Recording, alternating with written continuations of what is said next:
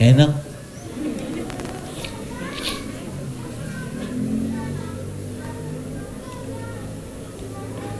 Ini coba. Bila enak beritahu teman, tak enak beritahu kami. Mari kita lihat taruh mukanya kayak apa.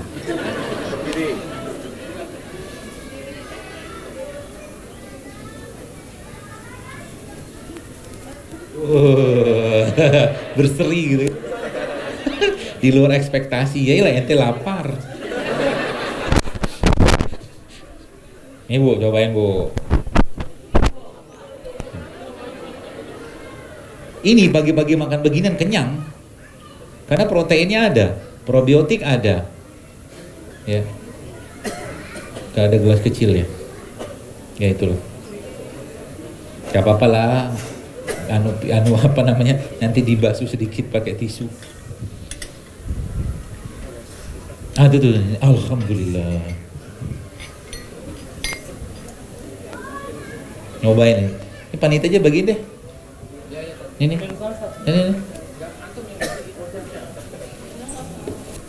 Udah dibuatin, disiapin. Nunggu dikirim doang. Halo.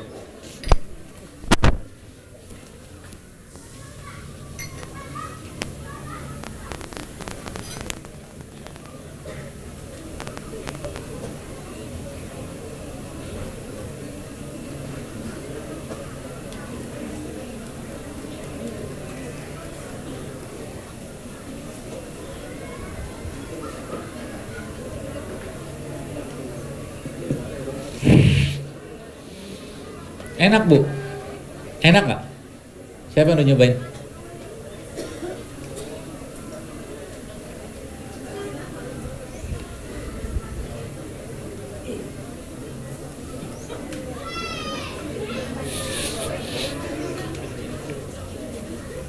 Jadi pagi-pagi sarapannya gimana?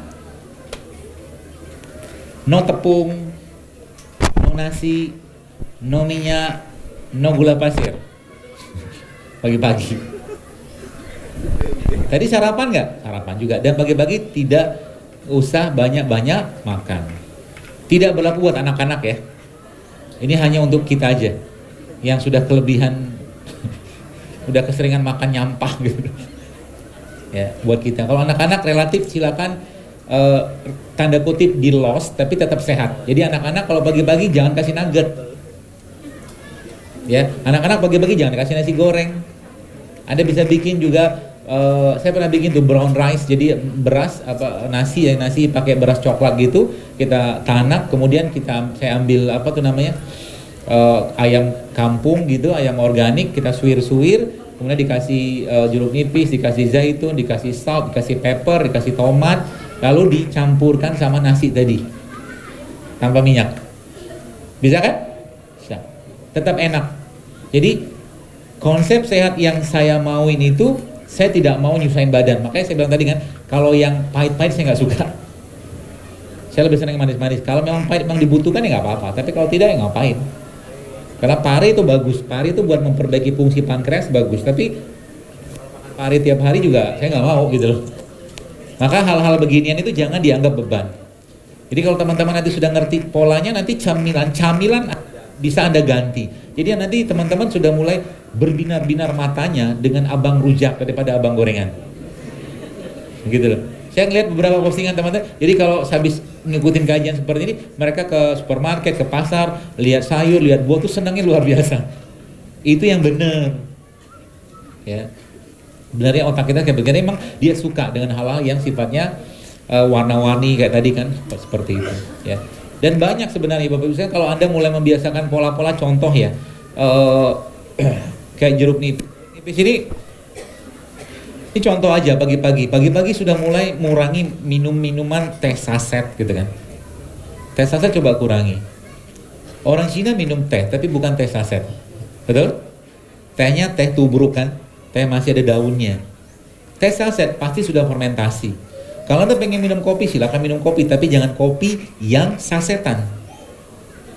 Bubuk kopi itu bagus. Pagi-pagi minum kopi, kalau memang bisa minum kopi, silakan minum kopi, tapi jangan pakai gula. Kopi pahit lebih baik, kopinya pakai madu atau apa lagi ya? Ya, atau gula aren. Ya.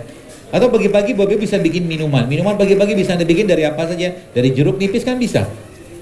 Anda ambil jeruk nipis, potong, masuk air hangat, lalu kasih madu, kasih garam sedikit, sudah kenyang sampai siang. Ya, terutama katakan ya, sudah terlalu banyak tumpukan badan. Ya. Tanda-tanda kita tuh biasanya pencernaan apa? Gampang ngantuk, tanda-tandanya. Kalau orang sudah gampang ngantuk, dikit-dikit ngantuk gitu, kemudian termasuk salah satu fenomena akhir zaman yang saya temukan, baperan tingkat tinggi, ya, nggak bisa dinasehatin. Tanda-tanda orang baper apa? Gampang banget left group. Baru saja dikasih tahu sedikit, left group. Udah hidup di hutan saja kalau gitu. Ya, orang yang kayak begitu, kalau Anda ketemu orang kayak begitu, segera ajak dia makan rujak. Karena dia kurang enzim mungkin. Karena enzim bikin mood. Serius. Buah-buahan sayuran itu bikin mood, Bu, serius. Ya, karena ada enzim. Jangan ajak dia makan daging, jangan diajak makan tepung, jangan diajak makan demi makin gak berselera.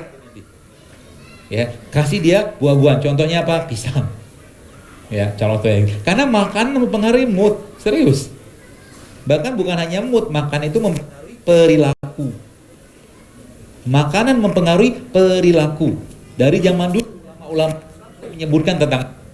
Maka kalau orang itu mau keras, mau lembut sikapnya, maka banyakin sayur sama buah. Gitu polanya. Jadi kalau mau kita lebih baik, dan lebih baik sih ya, lebih lembut hatinya, ya banyakin yang sayur-mayur dan buah-buahan. Dagingnya dikurangi. Ya. Apakah dengan ini saya menganjurkan vegetarian? Tidak, karena Rasulullah makan daging. Ya. Tapi kalau lebih baik Anda tidak makan, lebih baik tidak makan tiap hari. Kecuali memang kita membutuhkan itu. Pun kalau tidak makan daging tidak apa-apa. Tempe pun protein, ada daging, dia pun protein. Alpukat dia protein, jadi nggak masalah. Jadi kalau Bapak Ibu sudah ngerti polanya, nanti Anda melihat ke depan, Anda masuk ke supermarket, biasanya kalau yang sudah mulai melakukan atau menjalani perilaku hidup sehat seperti ini, apalagi ditambah dengan dia lebih gemar berpuasa daripada makan, itu asik banget hidupnya. Nanti pada akhirnya apa? Pada akhirnya satu piring yang berisi sabar, syukur, ikhlas, tawadu, pemaaf, jauh lebih Anda nikmati daripada satu piring makanan sehat atau tidak sehat sekalipun. Paham maksudnya? Tuh. Karena bagi seorang muslim kita tidak perlu banyak makan. Kita sedikit makan dengan berdoa sama Allah cukup. Ya. Nanti kalau memang butuh makan ya tambahkan. Maka Rasul memberikan petunjuknya kepada kita. Kalau memang bejana yang paling buruk dalam diri manusia namanya perut. Kata Nabi SAW. Kalaulah dia memang butuh makan lebih banyak, maka sepertiga untuk makan, sepertiga untuk minum, sepertiga untuk udara. Maka mukmin kenyang. Ya. Jadi kita makan bukan untuk kenyang. Seorang mukmin makan untuk apa? Untuk menegakkan tulang-tulangnya, menegakkan badannya untuk beribadah kepada Allah, hanya itu. Termasuk dia makan untuk mencari nafkah gitu kan. Jadi dia makan bukan untuk kenyang. Jadi salah banget kalau kita makan konsepnya untuk kenyang, maka gemuk nanti kita.